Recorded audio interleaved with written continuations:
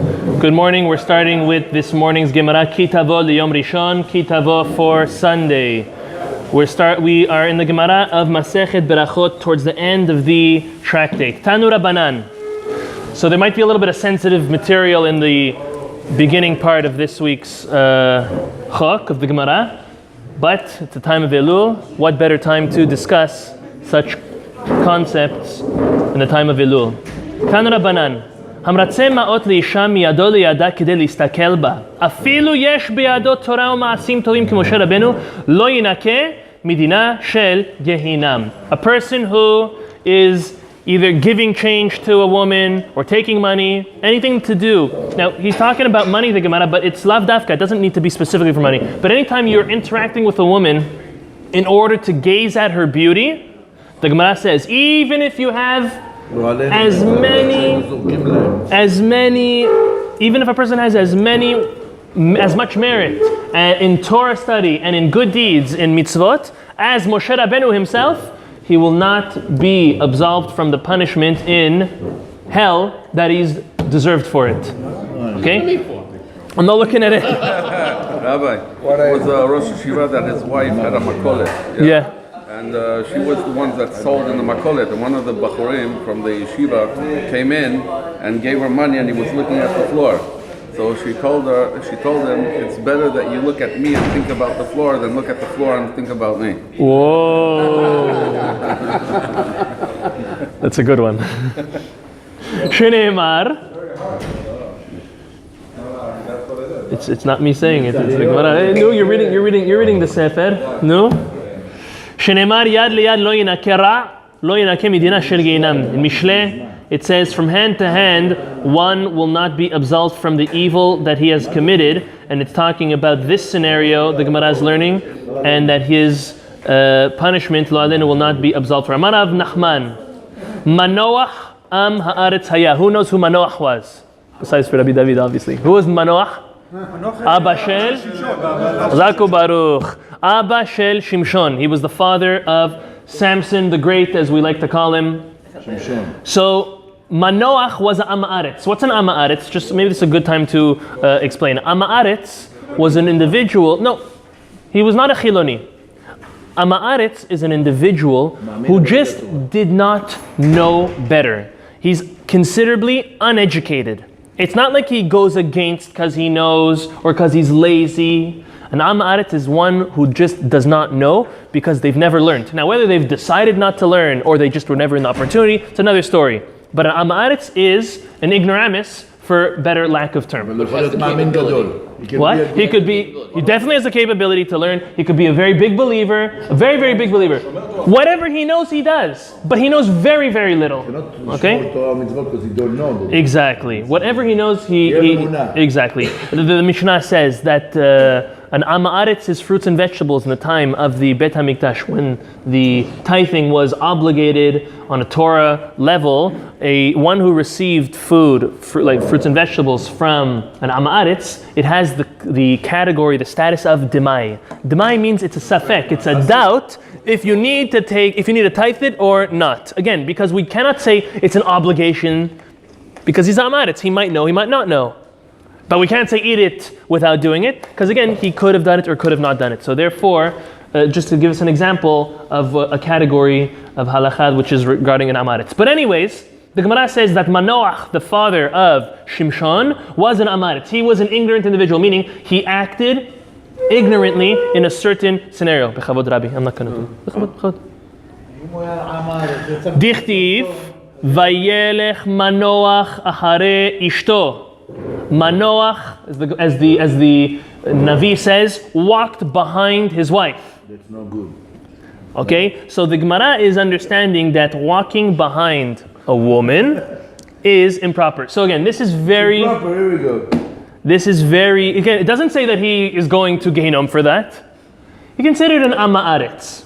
Okay, now we're going to have to try to put this into perspective with nowadays, with politeness, with the way different things work. However, the basic understanding of the first level of this Gemara is that Manoach was considered an ignorant individual for walking behind his own wife. So now Rav Nachman bar Yitzchak. So that was Rav Nachman. Now Rav Nachman bar Yitzchak comes and he argues. He says, Matkif la Rav Nachman bar Yitzchak. Ela me'ata gabe Elkanah dichtiv. Elkanah. Who was Elkanah? The father of, the husband of?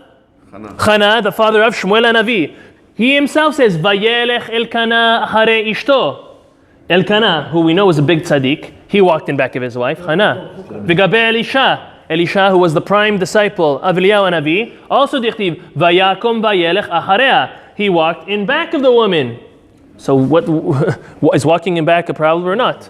Achi nami achareha mamash. El achare devareha v'achare atzata. Walking in back of, at this point in the Gemara, even your own wife, that's improper. But going after and heeding to her advice and to her words, that's allowed. Really? Of course, worse. Shalom Bait.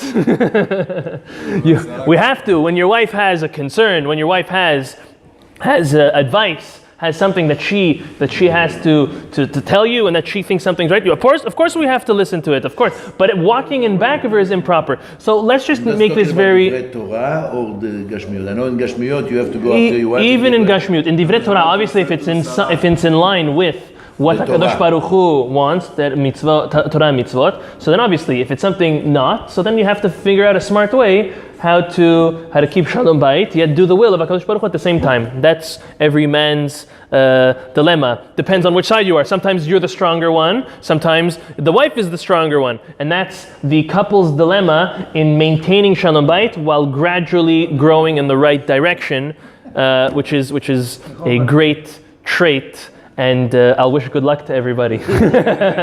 Yeah. What did he tell Abraham? Kol asher tomar lecha Sarah, shma b'kola. Anything that your wife says, listen to her. So for me, Who is Sarah? it's my wife's favorite pasuk in the whole Torah because it's her wife. It's her name. I mean, it's her name. My wife's name is Sarah, so it's her favorite pasuk in the whole Torah. Baruch Hashem. Okay. Not the only one. Oh. I told my wife you're not Sarah. She says, yeah, and you're not Abraham either. Oh, very good, very good. Nobody's Abraham. Abraham was big, such a big. Very good. You're 2 for 2 this morning, Rabbi. Okay, now let's just get this a little bit into context. Okay, we'll finish this concept and then make it a little practical because we'll soon understand. Amar Rav Ashi, Ulman damar Rav Nachman Manoach Amar Tzaya Filu berav nami lo kara. So the Gemara says, Rav Ashi says that even Rav Nachman's teaching that Manoach Za'amaretz, they did not really go along with that. And there's another pasuk that they learned it from there. Vatakum Rivka v'na'arotea v'tirkavna lagemalim v'tilachna acharei ha'ish velo lifne velo acharei. So acharei ha'ish. Stop. The Gemara says that they learned. Rav Ashi says in the yeshiva, they learned this concept of not walking in front and back of a woman from another story in the Chumash. By who? By Eliezer, Eved Avraham. Eliezer, the servant of Avraham Avinu, when he came to get Rivka. The pasuk says clearly, "Vatirkavna ala gemalim vatelachna ahare ha'ish," that Rivka was in back of Eliezer, meaning Eliezer went first, and Rivka went in back of him to show us the importance of not walking in back of a woman. We'll just end off with this thing: ahore isha velo ahore avodah zara. It's greater and better to go in back of a woman rather than even in the back of avodah zara. So now let's go to, we're going to have that too. So let's just make this into context. Walking in back of one's own wife, especially nowadays and for our level, is definitely permitted. On the opposite, maybe now's not the right time to talk about it, but on the opposite, a person is allowed and supposed to be attracted by his wife and be definitely involved with his wife in all ways of that one can obviously permissibly do, and that's allowed. However, other people's wives or other women, one woman that you're not allowed to engage in a relationship with, that's when this is talking about. So yeah, even though the Gemara says Manoach shouldn't have went in back of his own wife, however, nowadays halakha l'maaseh one's allowed to and should probably go in back of their wife rather than in front. Now what gets into the question is you're walking with someone else, another woman, and you open the door So do you go first or do you let them go first? So that's where this comes in. Moshe And says it's okay to open the door for a woman as long as you don't look. as long as you don't As long look. as you don't look. But now who's guarding you not to look? What's the whole concept? So you're allowed to walk in front of, meaning you're allowed to walk facing a woman, but you're not allowed to walk in back of a woman? What's the difference? Right, but what's the difference if I'm looking at a person or if I'm looking them from the back? From the bed. From the back. You can look without them seeing. There we go. That's the idea. No one is watching.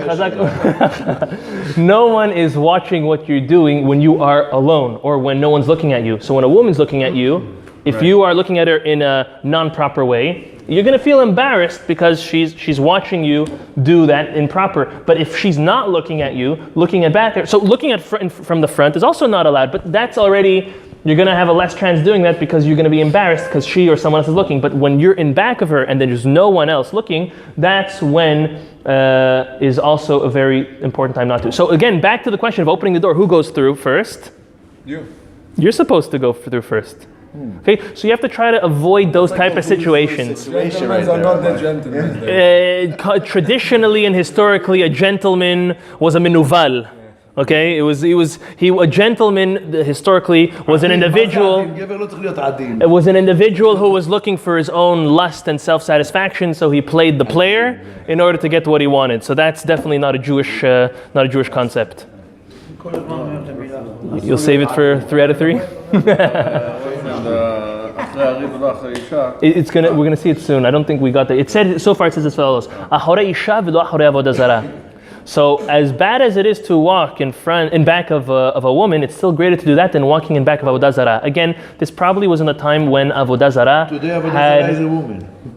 when avodah zarah had a Different woman, great avodah zarah. when avodah zarah had a great we had a great drive to run after avodah zarah and to worship avodah zarah, or maybe others will think that you are worshiping and that would be a shemra on you, it would give a bad name for you.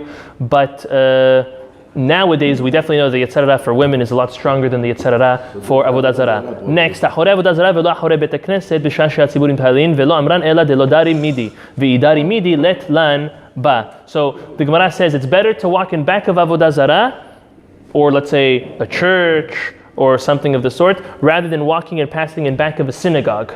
And the Gemara says that's only when you're carrying something. Sorry, when you're not carrying something. Because if you're carrying something, everyone knows you're not trying to avoid going to the Bet Knesset, or that you don't disagree with what's going on at the Bet Knesset. You're doing that because you definitely have a load. But if you have no load, you are not allowed to walk in back of a Bet Knesset. Then the Gemara says that's as long as there's no other door to the Bet Knesset. Look how many doors we have in this Bet Knesset. We have like 25 exterior doors, if not more, I counted.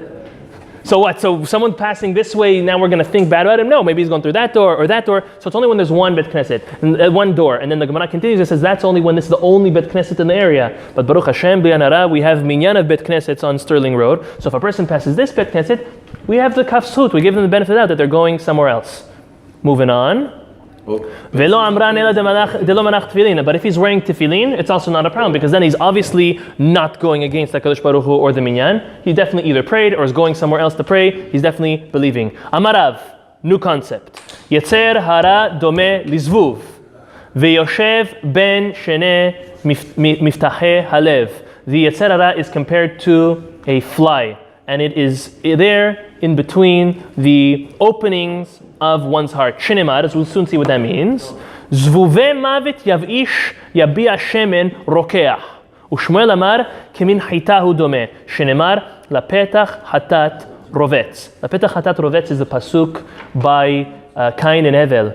When Cain killed his brother Hevel, HaKadosh Baruch Hu came and told him, what did you do over here? He told him, am I my brother's guard? Shomer achi anochi.